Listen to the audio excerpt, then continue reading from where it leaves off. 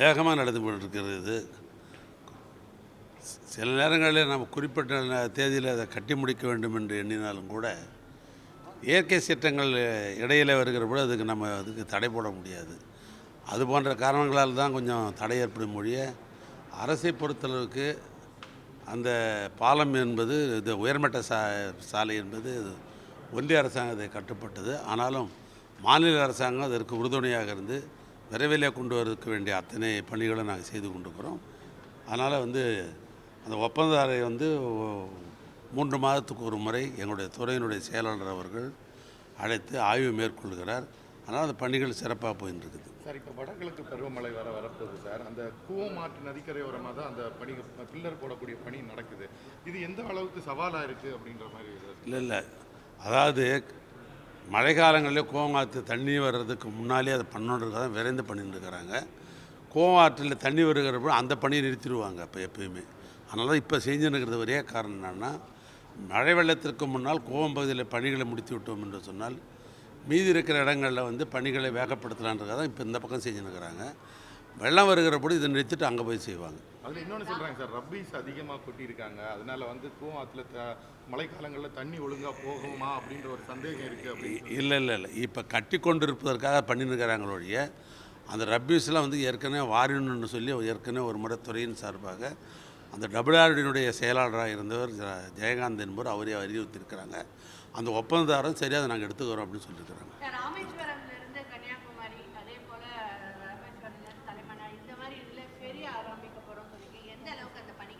இல்லையா, இப்போ நாகப்பட்டினத்திலிருந்து இப்போ இலங்கை போயின்னு தான் இருக்குது. ராமேஸ்வரத்தில் விடுவதற்காக நான் 2 மாதத்துக்கு முன்னே நானும் எங்களுடைய துறையினுடைய செயலாளர்களும் நேரடியாக போய் அங்கே போய் பார்த்தோம். என்னுடைய ஃபீஸிபிலிட்டிலாம் இருக்குதான்னு பார்த்தோம். ஃபீஸிபிலிட்டி இருக்குது. அதுக்காக ஐஐடியின் மூலமாக ஒரு திட்ட அறிக்கை ஏற்கனவே தயார் செய்யப்பட்டு அதுக்கு ஏறத்தாழ 130 கோடி ரூபா பணம் தேவை. அதனால் சாகர்மாலா திட்டத்தின் மூலமாக அந்த பணத்தை தர வேண்டும் என்பதற்காக சென்ற மாதம் சம்பந்தப்பட்ட அமைச்சர், மாண்புமிகு ஒன்றிய அரசாங்கத்தின் அமைச்சர் சர்பானந்தாஜி அவரிடத்திலே போய் பார்த்து கடிதங்கள்லாம் கொடுத்து உடனே கொடுக்கணும்னு கேட்டிருக்கிறோம். அது இல்லாமல் தமிழ்நாட்டுக்காரர் தான் அங்கே துறையினுடைய செயலாளராக மிஸ்டர் ராமச்சந்திரன் ஐஏஎஸ், இந்த தமிழ்நாட்டில் இருக்க நெடுஞ்சாலைத்துறை செயலாளர் இருந்தவர், அவரையும் சந்தித்து அதுக்குரிய பணங்கள் தரணும் அப்படின்னு கேட்டிருக்கிறேன். அவங்க ஆய்வில் இருக்குதுன்னு சொல்லியிருக்கிறாங்க. அந்த பணம் வந்தாக்கா அந்த துறைமுகத்தை கட்டினோம்னா ஆட்டோமேட்டிக்காக உங்களுக்கு இலங்கைக்கும் தலைமன்னாருக்கும் அந்த கப்பல் போக்குவரத்து தொடங்கப்படும்.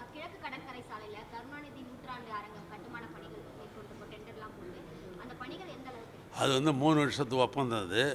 அதனால் இப்போ பணிகள் நடைபெற்று கொண்டிருக்கிறது. குறிப்பிட்ட மைலேஜ், அதாவது அந்த மாதம் இவ்வளோ தான் நடக்கணும்னு நாங்கள் ஏற்கனவே ஒரு டிஸ்கஷன் வச்சு ஒப்பந்தார்கிட்ட ஒரு மைலேஜ் போட்டு கொடுத்துருக்குறோம். அதுமாதிரி நடைபெற்றிருக்கிறது. நான் இது வரைக்கும் 2 முறை நானே நேரடியாக தளத்துக்கு போய் ஆய்வு பண்ணியிருக்கிறேன். அதனால் முறையாக அங்கே நடைபெற்று கொண்டிருக்கு. அது ஒன்றும் மாற்றுக்கிறது இல்லை. பூஞ்சேரி டு எண்ணூர் அந்த கடல்வழி மார்க்கமாக சாலை அமைக்கப்படும் அப்படின்னு சொல்லியிருக்காங்க. அது எந்த அளவுக்கு அமைக்கப்படுமா? இல்லை, அமைத்து கொண்டிருக்கிறோம். அது இது வரைக்கும் ஒரு 9 ஒப்பந்ததாரர்கள் அதில் ஈடுபட்டிருக்கிறாங்க. ஒரு ஒப்பந்ததாரர்களும் ஏற்கனவே அவங்களுக்கு இட்ட பணிகள் சிலர் 80%, 40%, 65% அந்த அடிப்படையில் ஒரு பகுதி. இன்னொரு பகுதி பார்த்திங்கன்னு சொன்னிங்கன்னா, உரகடகத்துக்கு இந்த பகுதியில் சிங்கப்பெருமா கோயிலிருந்து மாமல்லபுரம் வரைக்கும் நிலங்கள் கையகப்படுத்த வேண்டிய பணிகள் இருக்கிறது. அந்த நிலங்கள் கையகப்படுத்துகிற பணிகள் அங்கங்கே நடைபெற்று கொண்டிருக்கிறது. அதிலே 3 பகுதியாக அதை பிரித்த நிலம் கையப்படுத்தி கொண்டிருக்கிறோம். சில இடங்களில் 90% நிலம் கையப்படுத்தியிருக்கிறோம், சில இடங்களில் 60%, சில இடங்களில் 50% நடைபெறுகிறது. இந்த ஆட்சி பொறுப்பேற்ற உடனே நாங்கள் வந்த உடனே முதல்ல நாங்கள் துறையின் சார்பாக சொன்னது 85% நில எடுப்பு பண்ணால் தான் அதுக்கு மேலே திட்ட மதிப்பீடு தயார் செய்து சாலையை டெண்டர் கோரணும் அப்படின்னு. ஏன்னா சில நேரங்களில் நிலம் எடுக்காதே டெண்டர் கோரிட்டு போய்ட்டோம்னு சொன்னோம்னா இது மாதிரி பல பணிகள் ஏற்கனவே சென்ற அரசாங்கம் செய்து கிட்டத்தட்ட ROB என்று சொல்லப்படுகிற ரயில்வே மேம்பாலங்கள் ஏறத்தாழ 70 ரயில்வே மேம்பாலங்கள் ஏற்கனவே முறையாக நில கையெடுப்பு இல்லாமல் டெண்டர் விட்டு போன ஒருபாடு அது இப்போ இந்த ஆட்சிக்கு வந்த உடனே தான் அதுக்கெல்லாம் நிலம் கையகப்படுத்தப்பட்டு அதில் ஏறத்தாழ 30-35 ROB பாலம் கட்டியிருக்கிறோம். இன்னும் இதெல்லாம் இன்னும் நிலம் கையகப்படுத்துறது பணிகள் மேற்கொண்டிருக்கிறோம்.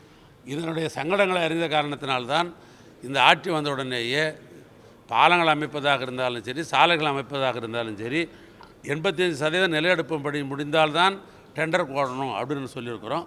அந்த அடிப்படையில் இந்த நான் சொல்லப்பட்ட இந்த சாலைகளில் நிலையெடுப்பு பணிகள் நடைபெற்று கொண்டிருக்கிறது. சிங்கப்பெருமாள் கோயிலுக்கும் இந்த மாமல்லபுரத்துக்கு இடைப்பட்ட பகுதியில் அது முழுமையாக அடைஞ்சிட்டாக்கா அந்த பணிகள் வந்து போடுவோம். நாங்கள் அது நிலைப்பணி பண்ணுறது 3 கட்டமாக எடுத்துக்கொண்டிருக்கிறோம். அதில் சில இடங்களில் வந்து ஏறத்தாழ 60%, 65%, 70% எடுத்துருக்கிறாங்க. அது ஓரளவுக்கு முழுமை அடைஞ்ச உடனே அடுத்து திட்ட மதிப்பீடு தயார் செய்வோம். அதுக்கு பின்னால் பணம் எவ்வளோ ஆகுன்றது ஃபைனான்ஸுக்கு போவோம். அதுக்கு பின்னால் வந்து நாங்கள் அதை வந்து சாலை போடுவோம். நாங்கள் சார் ஏற்கனவே கேட்டது அந்த பூந்தமல்லி சாலை இருக்குல்ல சார், பறக்கும் சாலையில் இப்போ ஏற்கனவே பில்லர் அமைச்சு பல ஆண்டுகள் அது வந்து அங்கே அப்படியே இருந்தது. அந்த பில்லர்லேயே தொடர்ந்து வந்து கட்டுமான பணிகள் இருக்கிறதுனால அதில் பாதுகாப்புக்கு வந்து கேள்வி இல்லை அது வந்து நான் கேட்டேன், அது ரோட்டில் போகிறவங்க எது வேணாலும் சொல்லிருக்கலாம். டெக்னிக்குன்னு ஒன்று இருக்குது எப்பயுமே.